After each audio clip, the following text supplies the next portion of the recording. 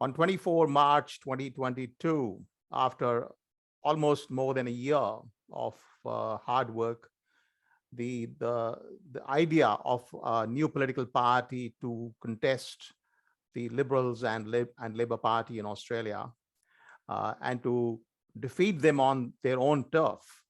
That idea, which was started by Peter Harris and which I supported and worked with him as part of Australia's representatives, which then led to a merger with the Australian Federation Party because of the anti-democratic laws passed by the LibLabs. As you're aware, the requirement was increased from 500 members to 1,500 members.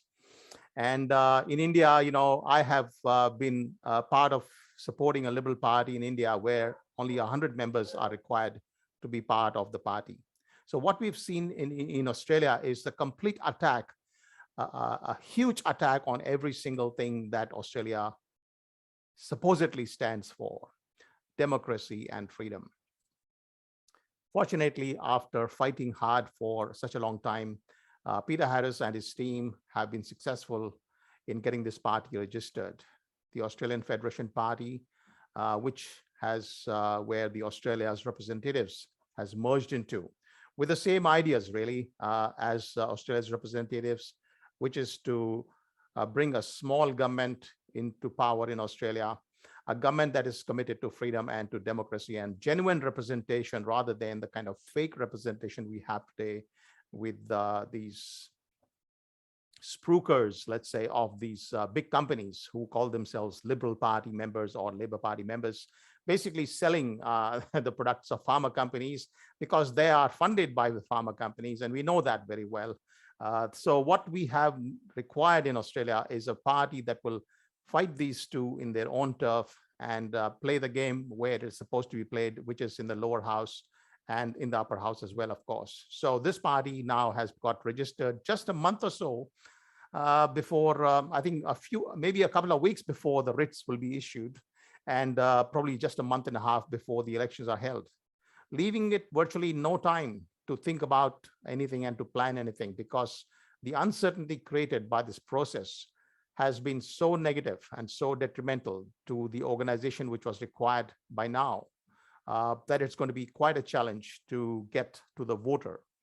But however, I've sort of outlined, the message for the mainstream voter. We're not here, by the way, for a particular type of Australian, those who oppose vaccine mandates or the ones who oppose vaccines or some such thing.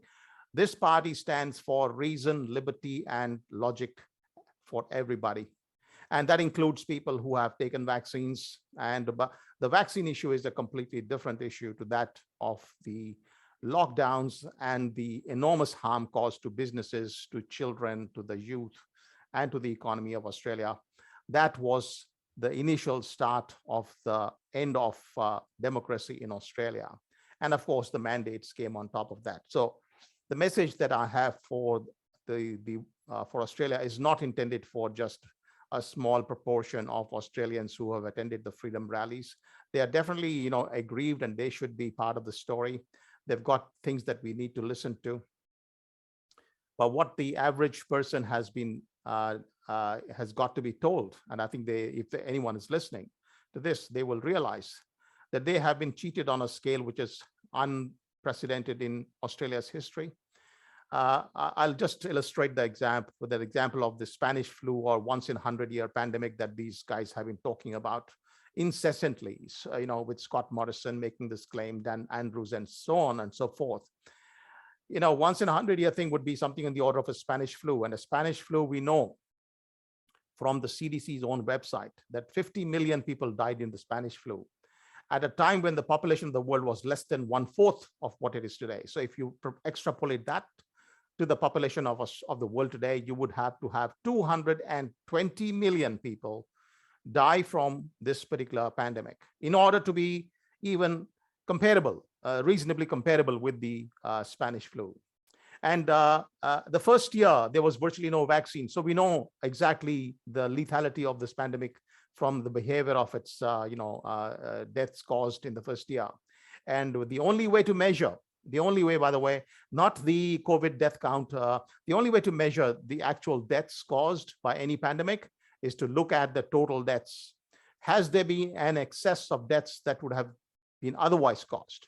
So that's called the excess deaths. And in the excess deaths analysis of Sweden, Nobel Prize winner Michael Lewitt has made the analysis. And I can tell you that there are hundreds of people with a similar analysis, which confirm that Sweden had about 3,000 excess deaths, which is the true magnitude of this pandemic in a population of 10 million.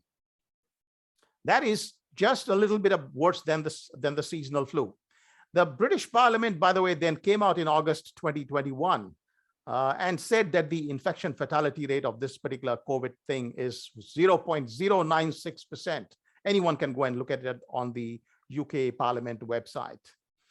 0.096%, by the way, infection fatality rate is exactly the same as that of the seasonal flu. This is the actual data on the UK Parliament's website. Anyone can go and have a look at it. So looking at the excess mortality in Sweden, which was the first year, we know it was a very mild pandemic. Modest pandemic is the right word. It was not a very major pandemic. And we also know it is more infectious than the flu. So definitely it killed more people than the flu. So it would be in the range of the Asian flu or Hong Kong flu, which are major pandemics, but not in the range of the Spanish flu, and definitely not requiring the shutdown of society. And in fact, the idea of a shutting down society was rejected by Donald Henderson, who is the greatest epidemiologist of all times.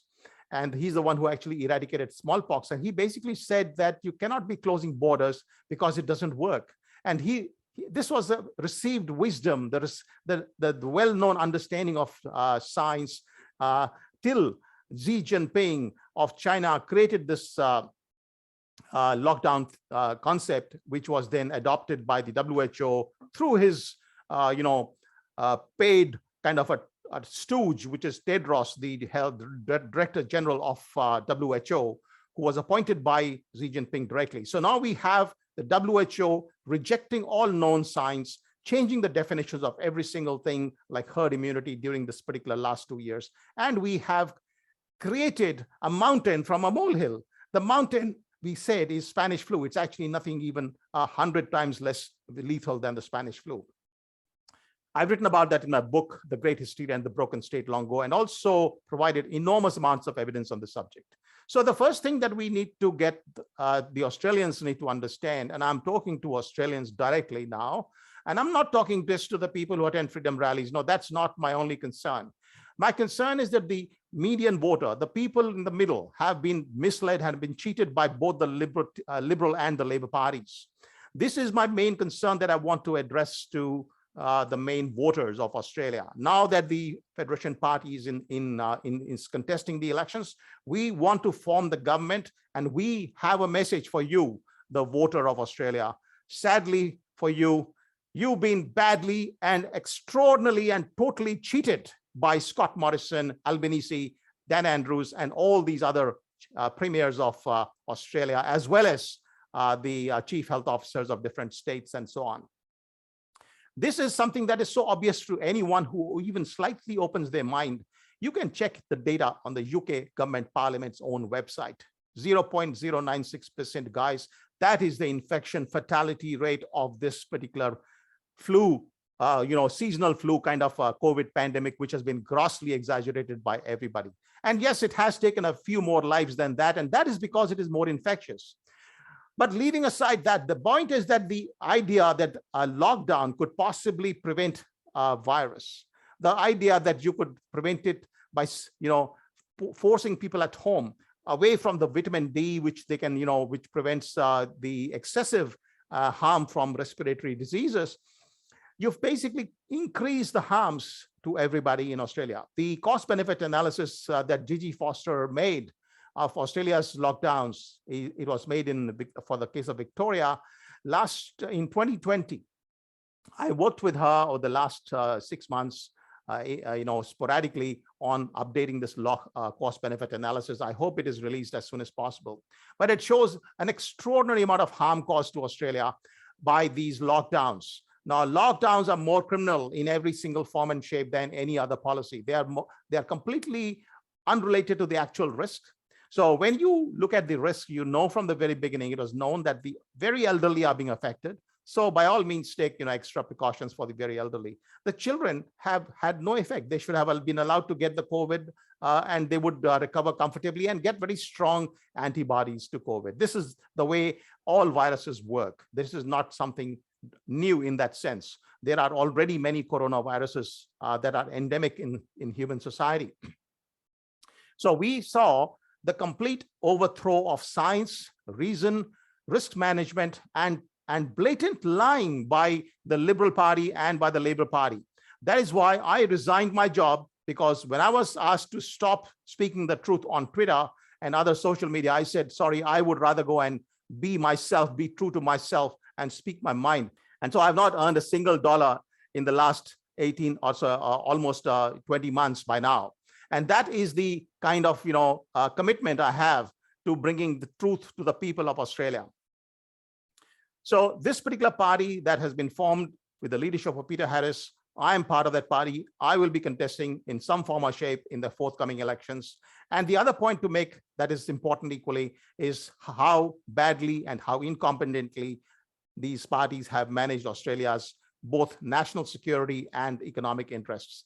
So, people used to say the Liberal Party is good for national security and economics. It's not. It's been a terrible mess. The kind of dangers that Australia has been now is going to face because of the mismanagement of defense by the Liberal Party and prior to them by the Labour Party, that is something to be seen, to be believed. We have a huge threat facing Australia at the moment, and the response to that threat has been completely negligent by both Scott Morrison and by the Albanese and Labour Party. So that is the defense side. And of course, on the economic side, we know how much, $1 trillion in debt is the amount that has been created by these two governments, combined with the Liberal Party being even more efficient than the Labour Party in causing the future generations an enormous amount of debt. This debt is going to haunt us and haunt the future generations. It is a sign of extreme mismanagement. It will lead to fewer hospitals, fewer schools, fewer roads, fewer public amenities in the coming years for all of us. This is not the kind of Australia that we want. We want an Australia that is a leader in reason, in freedom, and no government will intervene in the lives of people unless it is absolutely necessary. The laws are very clear as well about how public health has to be done in Australia. Unfortunately, the entire law was breached, and I've explained that in my complaint to the International Criminal Court, which you can have a look at.